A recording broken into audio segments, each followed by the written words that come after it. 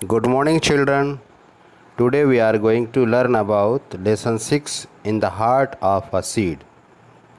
This poem is a very traditional and interesting poem to show the importance of environment and nature. यह जो कविता है बहुत ही प्रसिद्ध पारंपरिक एवं रुचिकर ढंग से लिखी गई कविता है जो पर्यावरण एवं प्रकृति से संबंधित है। तो चलिए इस कविता के बारे में हम पढ़ते हैं। सबसे पहले हम रिसाइट कर लेते हैं। In the heart of a seed buried deep, so deep, a dear little plant lay fast asleep.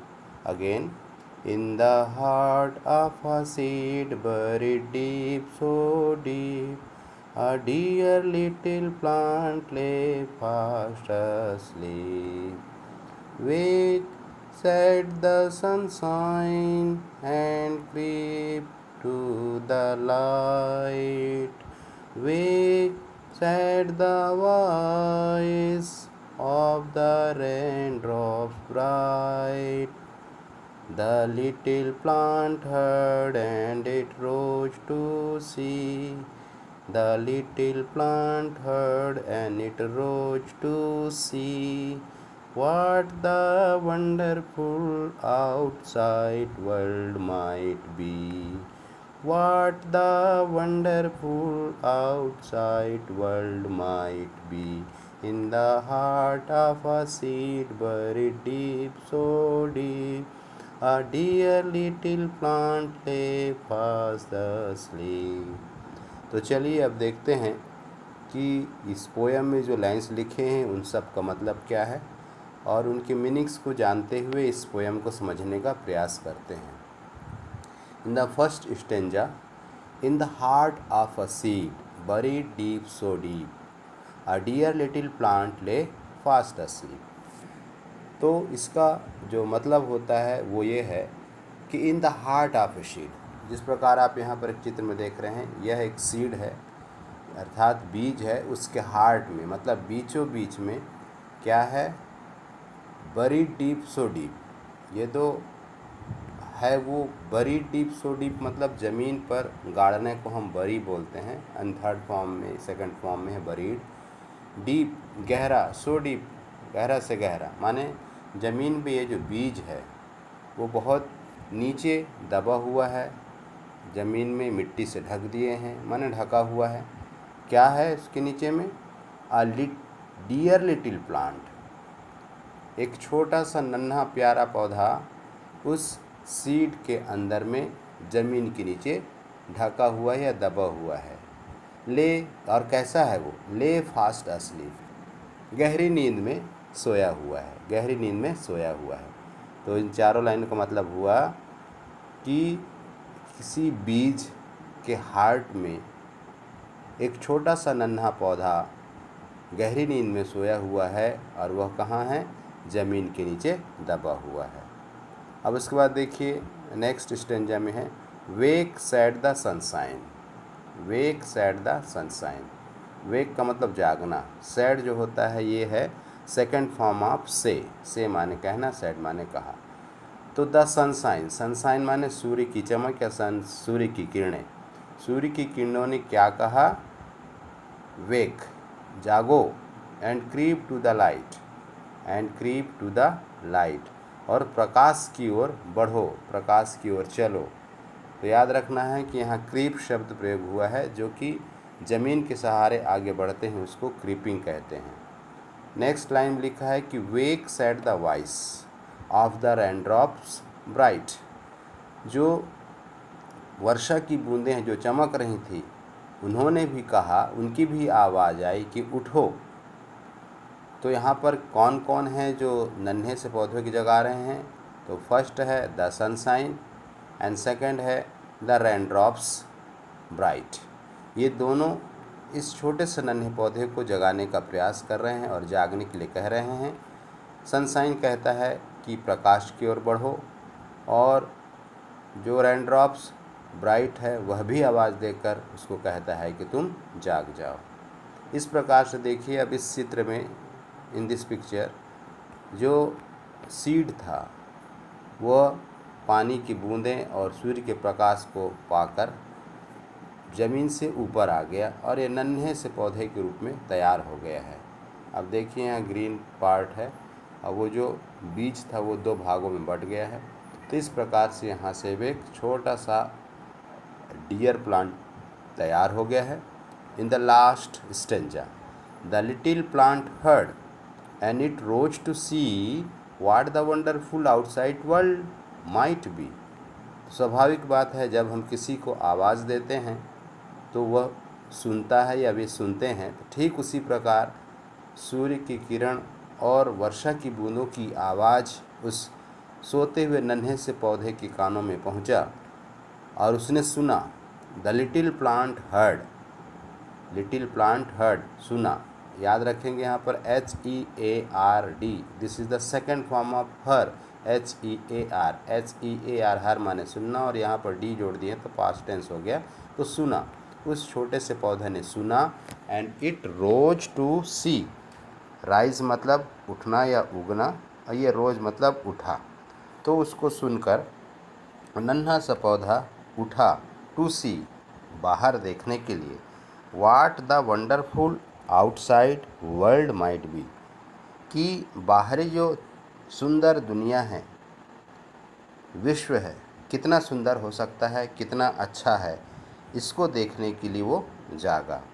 इस प्रकार से इस पोयम में in the heart of a seed में इस सीड के बारे में बतलाया गया है कि किस प्रकार एक नन्हा पौधा ज़मीन के नीचे से उगकर एक पौधे के रूप में तैयार होता है और उसको कौन कौन जगाते हैं।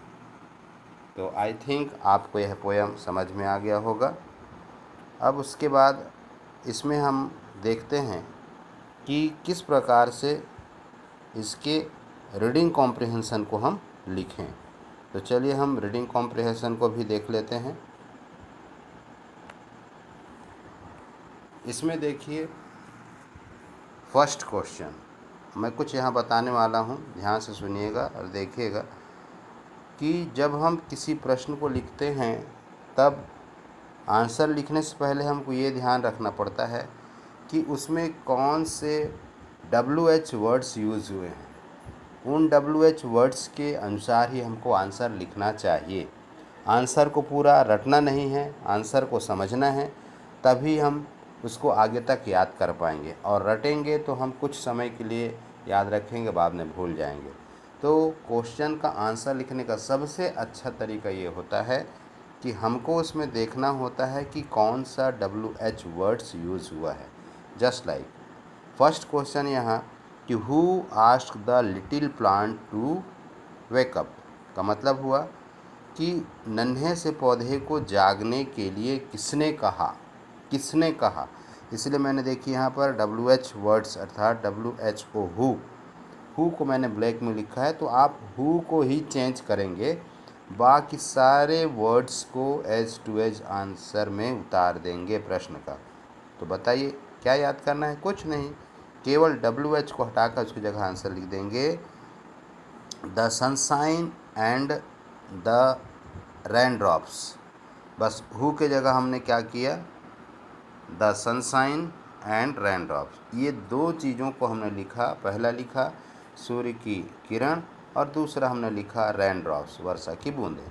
बाकी मैंने सारा चीज़ वैसे लिखा, देखो asked the little plant to wake up. तो कुछ याद नहीं करना है, केवल हमको WH वर्ड्स को ध्यान देना और उसके जगह में आंसर लिख देना, बाकी सब प्रश्न को उतार देना है। सेकेंड क्वेश्चन, इसमें भी मैंने देख ब्लैक में लिखा है WH वर्ड्स को, क्वेश्चन वर्ड्स है what did the little plant see when it rose. इसका मतलब हुआ कि जब छोटा सा पौधा जागा तब उसने क्या देखा। तो देखिए इस प्रश्न को हमको समझना ज़रूरी होता है कि प्रश्न में पूछा क्या है, और इसके लिए ज़रूरी है कि हमको पाठ को या पोयम को भी समझना होता है। यदि हमें पाठ या पोयम समझ में आ गया है तो प्रश्न का उत्तर हम ढूंढ सकते हैं। लेकिन प्रश्न का उत्तर लिखते समय ये दिमाग में आता है कि प्रश्न का उत्तर लिखें कैसे, और लिखें कैसे, इसलिए हम प्रश्न में WH वर्ड्स को ज़्यादा ध्यान देते हैं कि कौन सा WH वर्ड्स लिखा है और उसका आंसर हमको कैसे लिखना है। तो यहाँ लिखा है व्हाट डिड, तो लिटिल प्लांट ने क्या देखा जब वो जागा। क्या देखा, तो हम आंसर शुरू करेंगे द से। अब देखना है, ध्यान देना है कि यहाँ स्मॉल टी लिखा है, इसको जब शुरू में लिखेंगे तो कैपिटल टी का देना है। द लिटिल, सेम क्वेश्चन को उतार दीजिए, द लिटिल प्लांट। अब सी जो लिखा है उसको हमको सा करना है, सेकंड फॉर्म लिखना है सी का। याद रखेंगे, कोई भी कहानी का उत्तर या कोई भी चीज़ होता है, पोएम हिंदी हो, संस्कृत हो, इंग्लिश में हो, तो वो जो कहानियाँ होती हैं या पोएम्स हैं वो पास्ट टेंस में होती हैं, वो पहले की कही गई हैं, पहले की सुनाई गई स्टोरीज़ हैं, तो उनका आंसर हमको पास्ट टेंस में लिखना है। तो सी का क्या लिखेंगे, सा। किस, क्या देखा माने पास्ट टेंस, देखेगा नहीं, तो क्या देखा पास्ट टेंस, तो इसका आंसर भी पास्ट टेंस में लिखना है।